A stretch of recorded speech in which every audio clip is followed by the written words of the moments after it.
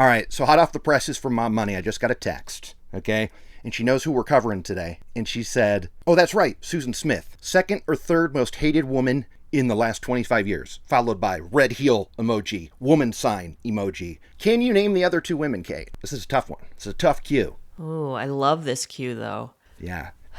It's tough because I don't know where her moral compass lies. So I would think someone like Eileen Wuornos, but I actually love Eileen Wuornos. Yeah, well, it's not her, so don't worry about that. Okay, Casey Anthony. Bingo. That's one of them. That's absolutely one of them. So just one left. Is it that woman, what's her name? Jodi Arias? No, it's not her. Good guess. It's someone further back. And I would keep in mind, what's the common name? Mrs. C's already bored. You shush. Killing your kids.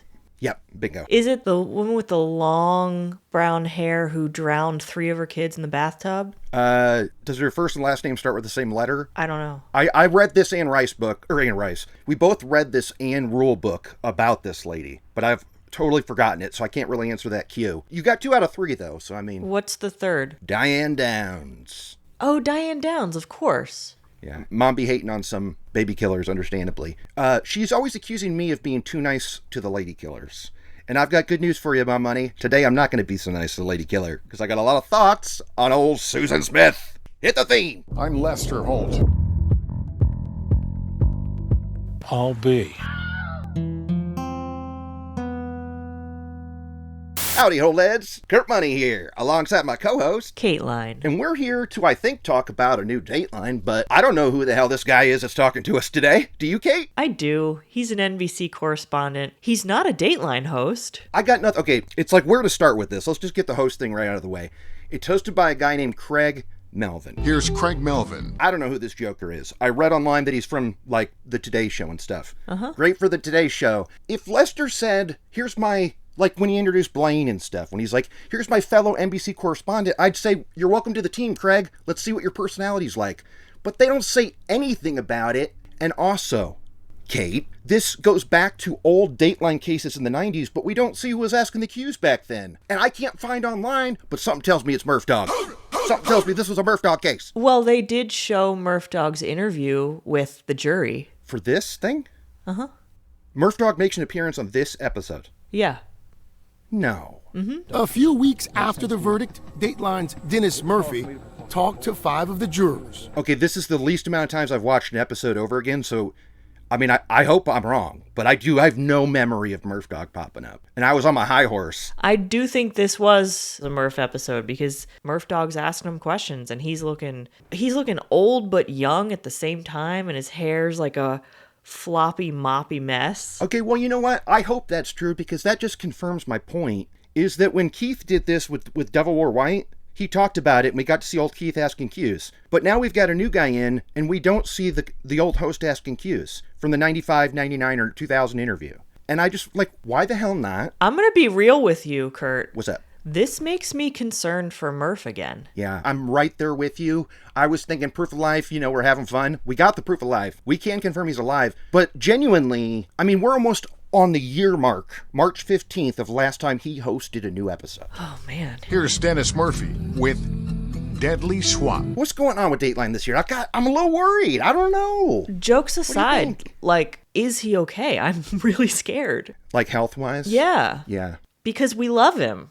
We do love him. Now, remember when we were saying maybe he's not on because he has to go to that trial? Maybe he's sequestered somewhere. That trial, I think, is in April or something. So we better get answers in the next few months. Because I'm with you. I don't get it. It feels weird. And let's go ahead and jump into the app, Kate. But I'm glad that you're with me. We're worried about MURPHDOG, and we love ya. And get back on this friggin' show. I've definitely seen Craig host recut Datelines that are on smaller networks. So I know him the Unforgettables or all the Oxygen bullshit. Yeah. Mm-hmm. Yeah. I got nothing against this dude. I just don't know him. And it's I'm here to watch Dateline with my peeps. And I don't know if he's supposed to be one of our peeps. I actually don't know how I feel about him.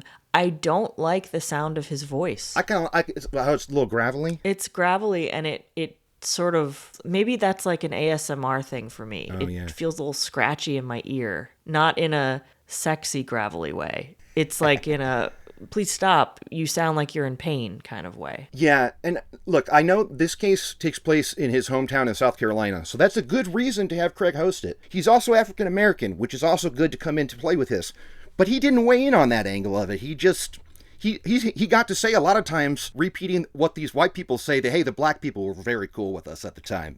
You'd think they wouldn't be, but they totally were. I have thoughts on that, too. The black people of our community were our greatest asset. They came forward and told us who they thought that looked like. So let's... Yeah, like, if he weighed in on this, I'd say, boom, let's keep him in it. Anyway, sorry. Okay, you're right. Let's hop in, Kate. Is that what you're going to say? Let's hop in. IMDb. 30 years after Susan Smith's infamous crime, Dateline reveals the tragic case in a 2-hour special, Return to the Lake. The episode provides a fresh look at the events of 1984, looking into the story with renewed focus on the aftermath and ongoing impact of her horrific act. What'd you think of this ep, Kate? I didn't care for this one. Yeah. I thought this one was endless. Yes.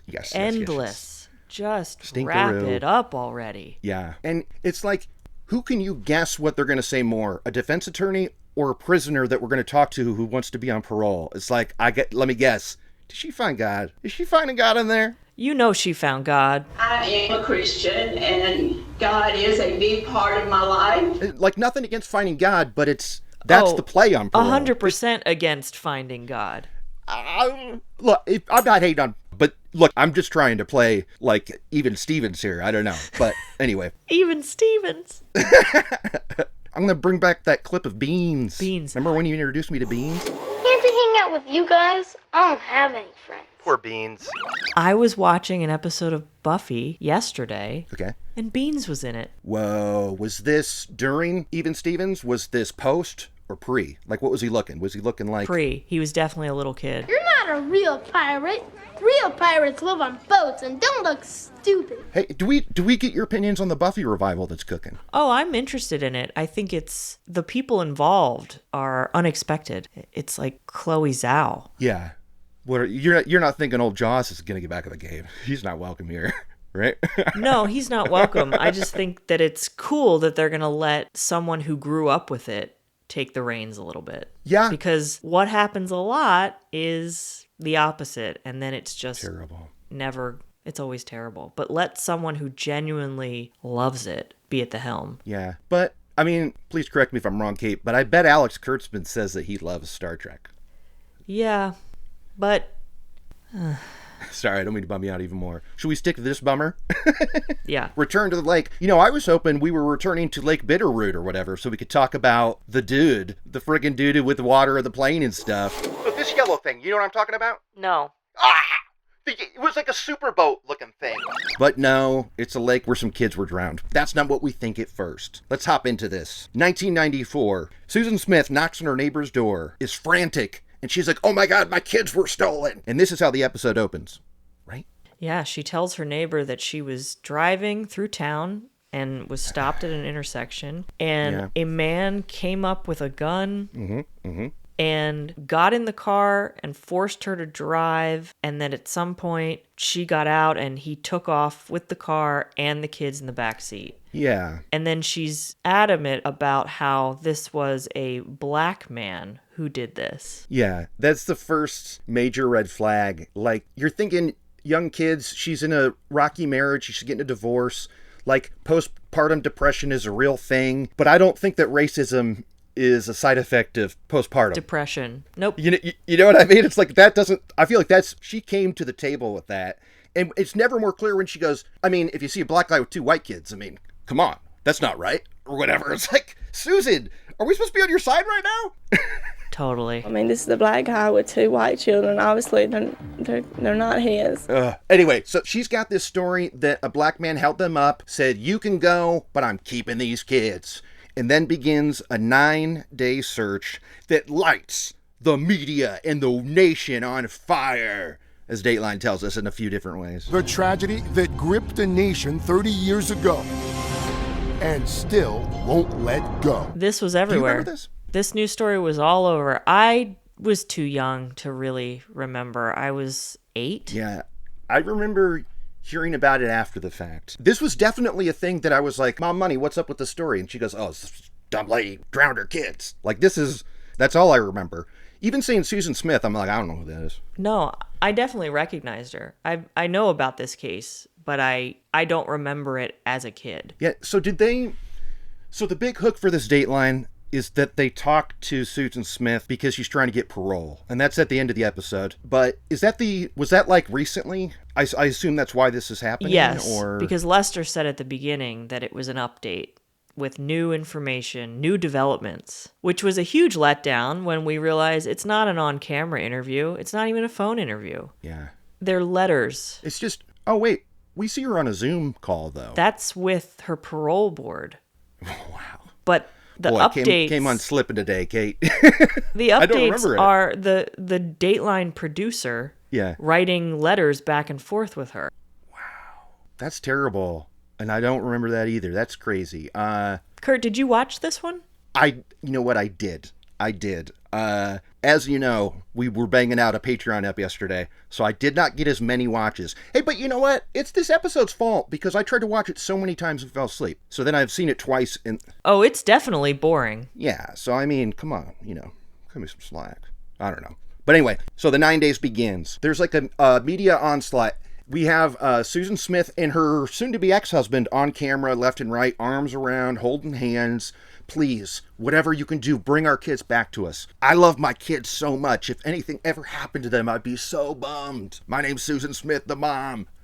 How'd you feel about these media appearances? I was loving it, and it's making the list. Spoiler alert. I couldn't really see tears. No. Hell no. It seemed fake. The husband is devastated, clearly. He can barely talk. He can barely do anything. And she seems fine. And then in one of those interviews when she, even on the news, says like a black man. And the way she says it with such vitriol, I said like, Jesus Christ. Like, you don't have to say what the suspect looks like. The police are going to tell people who they're looking for. You don't have to say that. Just say you would love to have your children back. But the way she said that, and then for the detectives at the time to get in this interview with Craig and say, you would think that would have pulled apart our community, but it didn't. Black and white holding hands together, trying to protect each other's kids. I'm like, let's have a black person be interviewed because you're just saying that.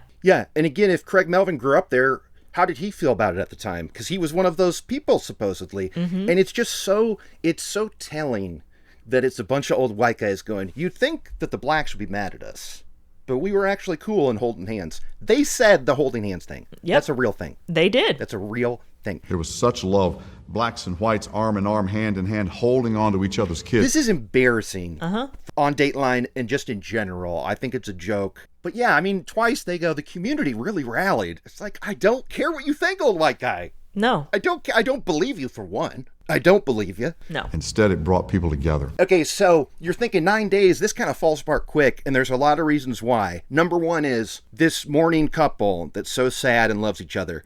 They're mid-divorce, and like, this thing is nasty. Do you want to talk about the deets of this? Okay, so they got together very young. They were married and popping out babies by the time they were 20. And they were cheating on each other basically the whole marriage. But he cheated first, and he admits to that in the interview. And then that made her cheat. I don't like the way he did it, but you're right, Kate. He did admit it. I don't like the way he said it, but he did admit it. He did admit it. There was infidelity. But there was, infidelity on her part, too, after mine, but... Well, they were both running around. Yeah. And eventually the marriage just broke down and they separated. And they were in divorce proceedings. But they both had other significant others. So he started dating a coworker at the Winn-Dixie. Who was also a friend of his... She was also a schoolmate of Susan's. That's pretty fun. Tiffany.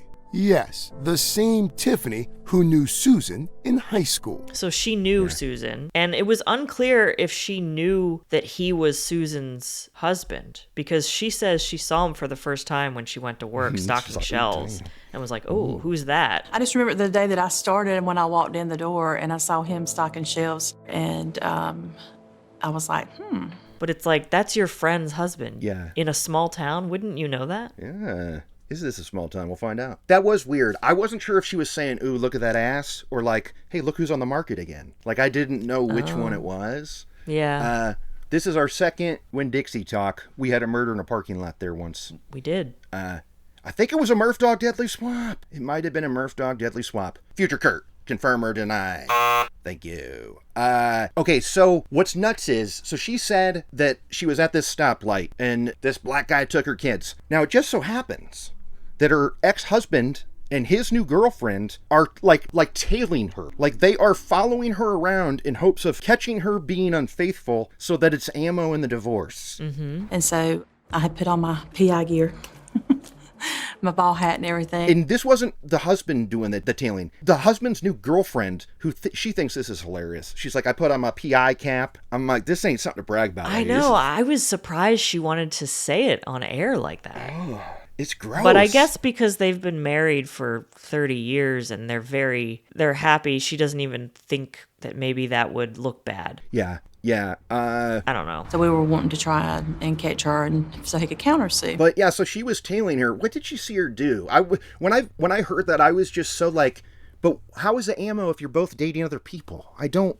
Right. How is this ammo? Do you know what I mean? I don't get it. Well, she was tailing her and saw her driving around and then followed her when she went home. Okay. And she saw her take her kids out of the car and bring them inside. And then it was like 45 minutes later, they got back in the car. And that's when she went off to drive her car into the lake. Tiffany then went to visit a friend nearby. And when she came back 45 minutes later, Susan's car was gone. I had kind of, give up my PI search at that point. But she stopped tailing her and didn't see her drive to the lake. Right. So there's something suspicious. Her story's kind of falling apart. Why did she stop tailing her? Good you. What if she saw the car go in the lake and was like, well, we're definitely going to win the divorce now. And then she got out of there. That'd be pretty cold. What do you think, Kate? I don't know. I think they were still together because we did see him holding hands and stuff at like the parole hearing. The new girlfriend who is now, they're still together.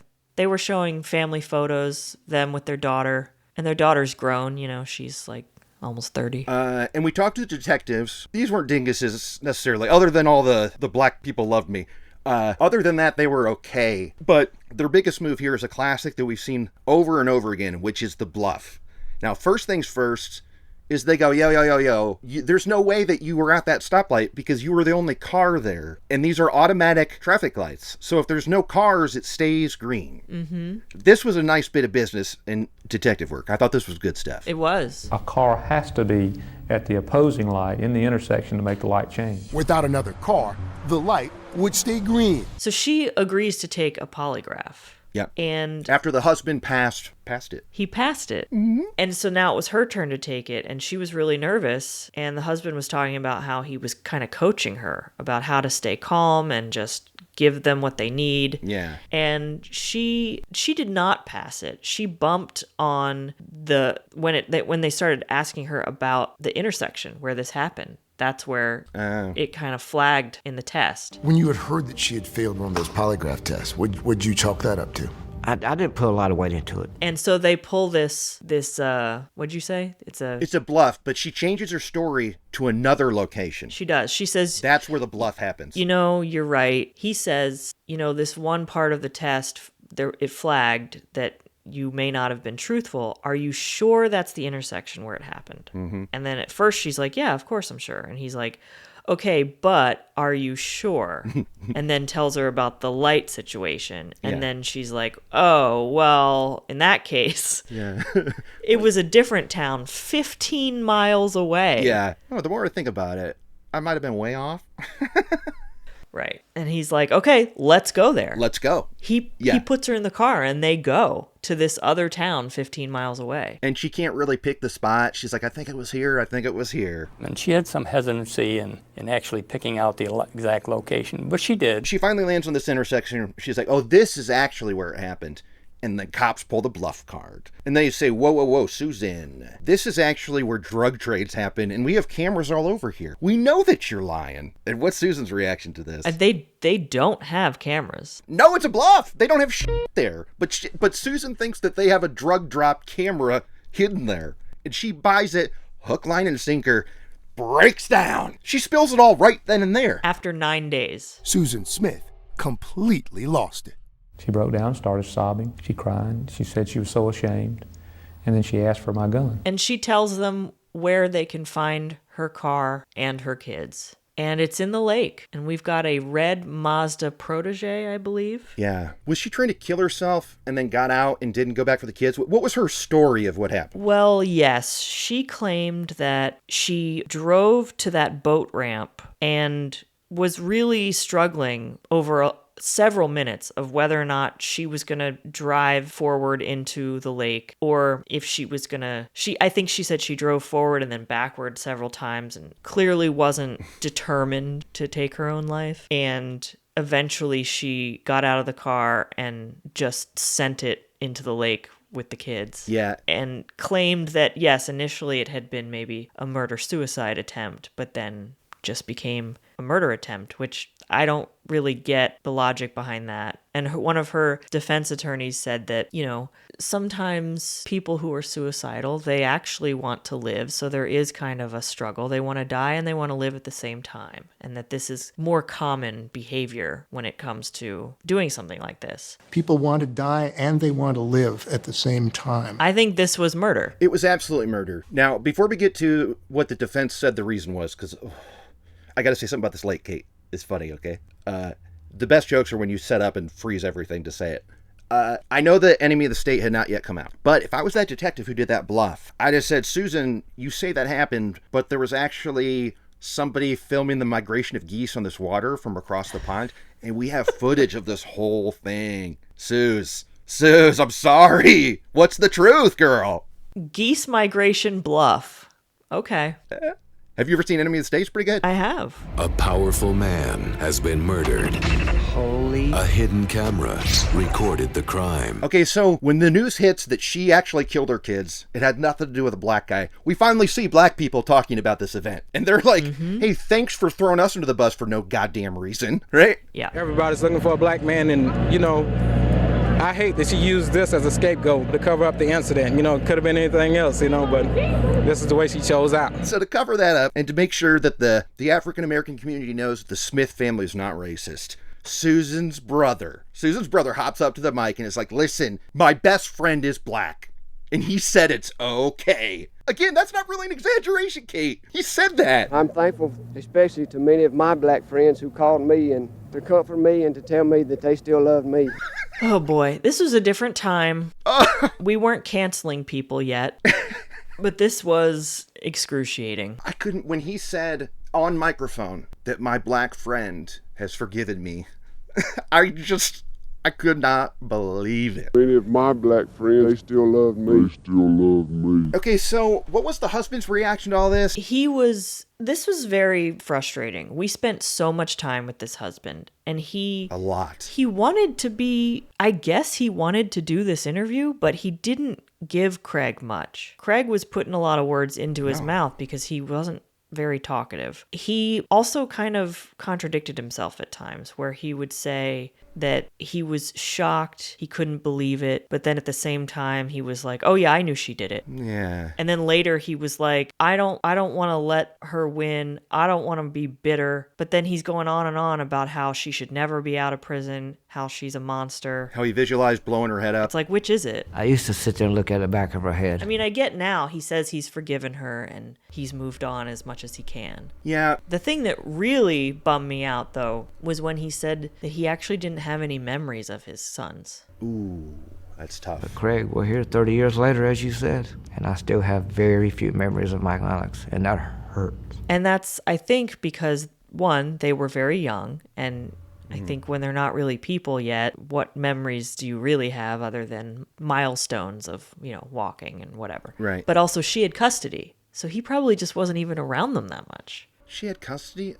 If she didn't want the kids, that could have been her leverage in the divorce. Saying, hey, guess what? Well, that's what they said. You can have the kids. I don't want them. That's what the husband said. Yeah, they did bring that up. They brought it up that why wouldn't they just give the husband and the girlfriend custody? But the argument was that she felt like, apparently she said this, she felt that would make her look like a bad mother. You're right. I do remember that. Well, you're right, Susan. Good call. If you give away the kids, you're a bad mother. But if the carjacker takes your kids, You're a victim. Then everyone feels sorry for her. But if she gave them up, yeah, that makes her look bad. Not as bad as being a murderer, though. Yeah, and going on camera for 9 days going like, please just give me back my babies. Uh-huh. I want to say to my babies that your mama loves you so much. The defense, boy, did they grind the gears. Because they're trying to say, they're blaming it on that she was suicidal as a kid and that her dad abused her. And her dad owned up to it in court. I mean, I guess good, but, keep walking, Dad. Boy, he was creepy. The shots of him in court, it's like, oh yeah, he's definitely up to no good. Beverly Russell was a very, very flawed man, but he still saw his responsibility to Susan when this disaster struck and did what he could. I agree. And I'm not here to say that what happens to you as a child doesn't affect you when you're older. It absolutely does. However, I don't buy the fact that it took 6 minutes for those kids to drown has nothing to do with her being abused as a kid. Like, she murdered her own children. It's not like maybe she was trying to kill herself too, but do you know what I mean? It doesn't feel attached to a point where I go, you know what? Maybe she wasn't of sound mind. Maybe we should send her to a hospital for 15 years. That's what the prosecution argued, that having an abusive childhood does not result in then murdering your children. Yeah, I don't. They had a video of that protege going in the water. 6 minutes it took. Yeah. That's a long time. They recreated it. That's a long time. But she may have been, they did talk about how in high school and earlier, especially when the abuse was going on, that she did try to take her own life before, that she was unstable. And I don't think she ever got the mental health treatment that she very clearly needed. But to say that would make her a child murderer is kind of, it's offensive to people who struggle with mental health. Yeah, good point. And I feel like they even downplayed her suicide attempt as a teen. Didn't they have a word before? It was like she made a half-assed attempt or something? Yes. Didn't they say something like that? She is a child at age 13 was making childish suicidal attempts. To me, that seemed like one of those cry for help things where it's not that she wanted to take her life, but that she needed to alert people to like a really bad situation that was happening. Yeah. And then they dropped a bomb on us, Kurt. What's that? Maybe I missed it. That the inappropriate relationship with her stepfather started back up again. What? When she was an adult. No! Are you serious? You didn't watch this, huh? I swear I did.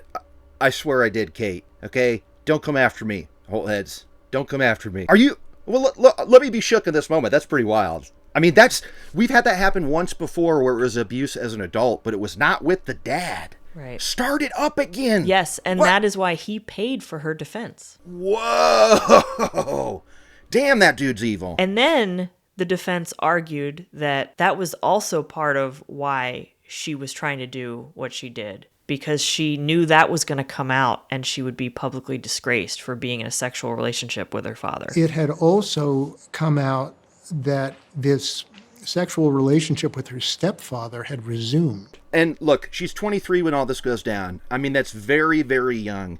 And obviously, I mean, in light of this new stuff where she was being currently abused, I get that where her headspace is at, where it's like, we got to think about this. But by her killing the kids, this makes it more, if I can't have them, nobody can. Yes. To me. So I'm sorry, that sympathy does not translate to watching your kids drown. But then we learn about the relationship she was having at her new job. Right? Oh, yeah, you're right. I do remember this part. Go ahead. And she was in love with this man, but he told her he didn't see a future with her because she had kids and he didn't want children. So then... Hey, he's being honest. He's being honest. Being friggin' honest. So the prosecution said, oh, that might have been motive. She could be with him if the kids were gone. Again, give your kids to your husband. Yeah. I felt like that wasn't just a theory. That kind of sounds like the true motive. Yes. The fact is, I don't want children, and I don't want to be responsible for anyone else's children either. And again, we've seen that before too, where it's like, oh, my lover doesn't want kids. Sorry, kids. Gotta go. Oof. I mean, she's found guilty. She gets 25 to life. Life in prison. Now she's up for parole, and everybody's fighting to keep her in there. Cateline, what do you think? Should she get parole? Leave her in there? What you thinking?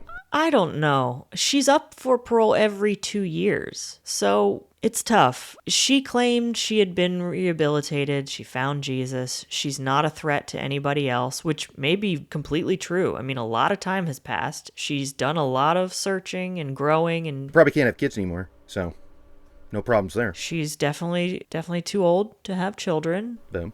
And she's not necessarily violent. Yeah. But again, Yeah, I she was agree. crying and not really showing tears. It was kind of fake. Yeah. Now, maybe she's doing that because it's like she's tired of having to go in front of these parole boards, and how many tears can you cry at some point? But she's going up there saying, God's forgiven me, why can't you? It's like, And I know he has forgiven me, and I just ask that you show that same kind of mercy as well. if I was on this board, I'd say stamp. Denied! I liked when the husband was talking about her shady behavior while in prison. What? When he was like, yeah, she got in trouble a bunch because she had relations with guards and stuff. What? Yeah. Wow.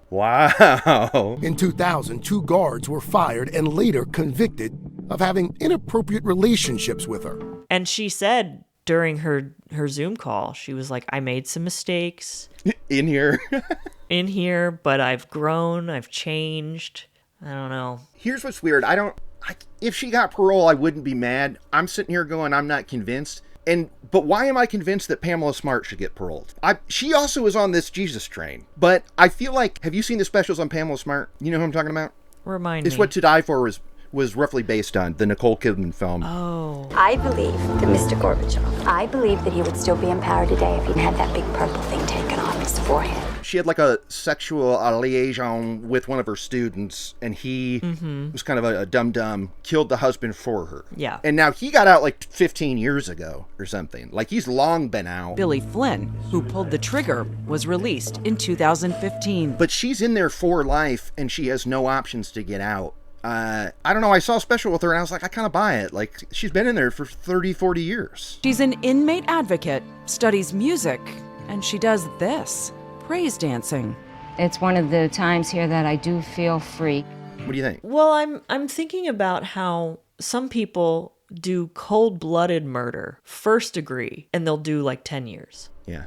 Yeah. And then you have someone who didn't even pull the trigger, who just hated their husband, and they're in there for life. Yeah. I mean, but the fact that she did it to 2 little kids with a 6-minute drowning, I'm kind of like, throw away the key. Like, I get being like biased in that situation, I guess. Well, because she really put on a face for 9 days. Like, she did not want to get caught. She was going to live this life forever. She went on national television. Ugh.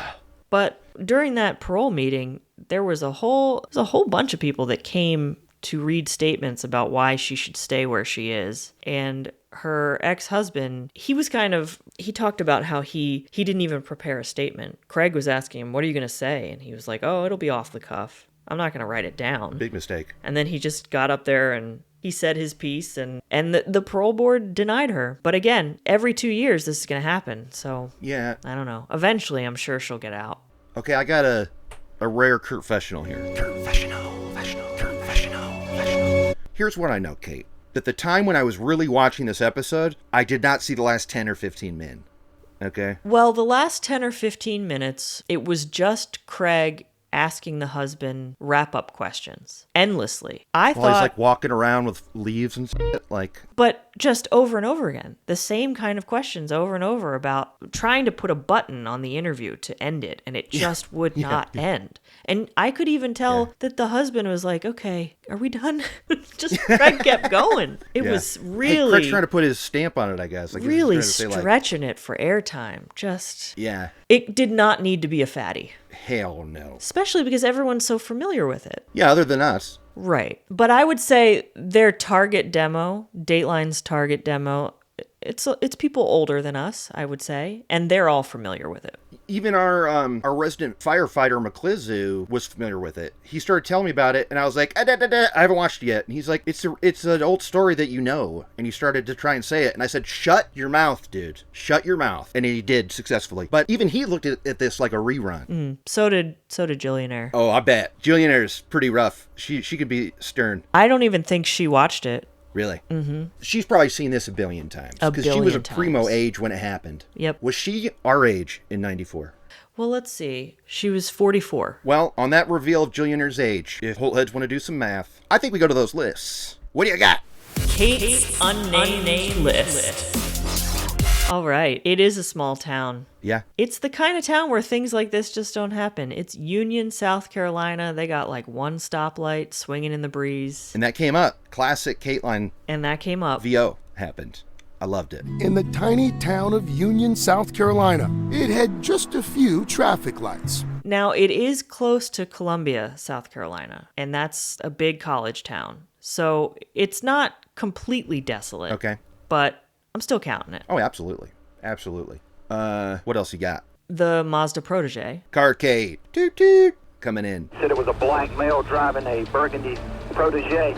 Affirmative. And I think that's it. Sweet. Carts. Kick-ass list. Kick-ass list. I've got 2 items, and one of them's a new one that I've teased of adding for ages. But the first one, of course, they're talking lie detectors. And because he passed, how did he pass, Kate? But with flying colors. The colors are flying. After I took the polygraph and obviously passed, as they said, with flying colors. That's how true it was. That was funny, though. I was like, boom, writing it down. Number 2, killer makes plea on television to find killer. I would like to say to whoever has my children that they please bring them home. We've seen it so many f***ing times. Uh-huh. And this was a good one, because we've got like multiple looks on her. I just want to hug them so bad and tell them I love them. Like she did it a bunch. Oh, yeah. Local news, national news, all sorts of outlets. Here are the 2 things I wrote down for notes, Kate. One, this made me crack up just because out of context. I remember Willard Scott crying.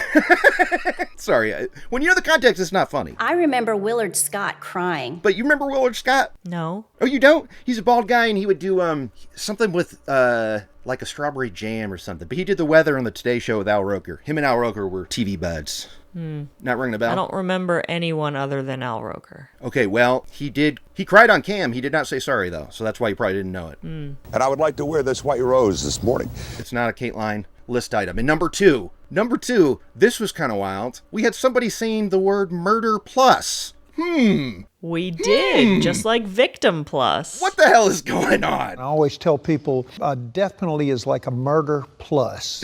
When that happened, I had to rewind it. I was like, wait, no way. That was pretty nuts. And he's kind of saying the same thing, right? Murder plus is... It's when it's so bad.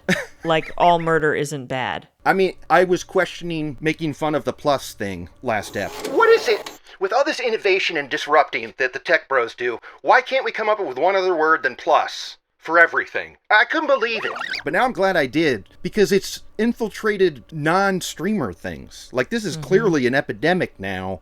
We're going to hear it again, I feel. So we got victim plus, murder plus. What's next, do you think? Not guilty plus. Killer plus. Killer plus. Okay. That will 100% be it. And we'll go, oh, you mean a serial killer? No, but it's like killer plus. This is like killer plus 2 squared or whatever that jerk-off said. Anyway. He's victim plus squared. I think that wraps it up. A fun episode of I'm Lister Holt. A real stinkaroo of a Dateline. How are you feeling about next step? Are we going to get an AC? We haven't seen her in a while. Are we going to get a friggin' MURPHDOG? What do you think? I don't know. I'm pulling for Murph. Yeah. So when I court this ep and stuff, I'm going to totally peep that part where we see a young MURPHDOG. Yeah, he's there. Would you say you all bought the defense presentation of Susan Smith? Woman with a lot of trouble? And on that note, I'm Kurt Money. I'm Cateline. I'm Lester Holt. For all of us, I'm Lester Holt. Good night. You're not a real pirate.